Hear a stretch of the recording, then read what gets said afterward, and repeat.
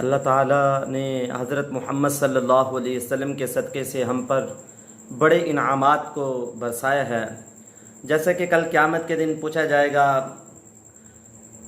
اپنے علم پر عمل کیا ہے، اور مال کہاں سے کمایا اور کہاں خرچ کیا، اور عمر کے بارے میں پوچھے گا جوانی کہاں گزار کر آیا۔ اللہ کے نبی صلی اللہ علیہ وسلم نے اس طرح ہمیں بتا دیا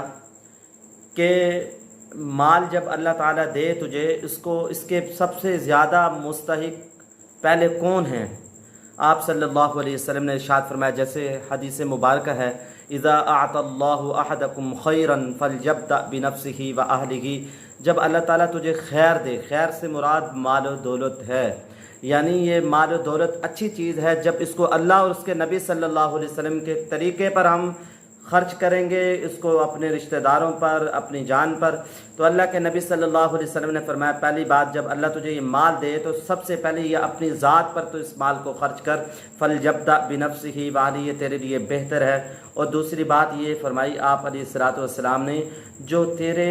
رشتہ دار ہیں، اہل و عیال ہیں، تو ان پر خرچ کر، زیادہ مستحق اور زیادہ حقدار یہ ہیں۔ تو میرے محترم بھائیوں، ہم اپنے نبی صلی اللہ علیہ وسلم کے طریقوں پر زندگی گزاریں گے، جو آپ صلی اللہ علیہ وسلم ہمیں دے کر گئے، اس کے مطابق اگر چلیں گے تو کامیاب ہوں گے۔ آپ صلی اللہ علیہ وسلم کے بارے میں جیسے کہ اللہ تعالیٰ نے قرآن میں ارشاد فرمایا ہے، وَمَا آتَاكُمُ الرَّسُولُ فَخُذُوهُ، جو پیارے پیغمبر جس عمل کو کرنے کا کہیں اسے کرو، جس سے آپ صلی اللہ علیہ وسلم رکنے کا کہیں اس سے رک جاؤ، تمہارے اس میں بھلائی ہے، خیر ہے۔ میرے محترم بھائیوں، آپ صلی اللہ علیہ وسلم کی زندگی کو لینا بھی یہ آپ کے ساتھ مشابہت ہے، جیسے کہ اللہ کے نبی صلی اللہ علیہ وسلم نے فرمایا، من احیا سنتی فقد احبنی ومن احبنی کان معی فی الجنہ، جس نے میری ایک سنت کو زندہ کیا اس نے مجھ سے محبت کی، اور جس نے مجھ سے محبت کی کل قیامت کے دن وہ میرے ساتھ ہوگا۔ آپ صلی اللہ علیہ وسلم جو طریقے، جو فرامین دے کر گئے ہیں ان کے اوپر چلیں گے، گویا کہ آپ سے محبت ہے، اور آپ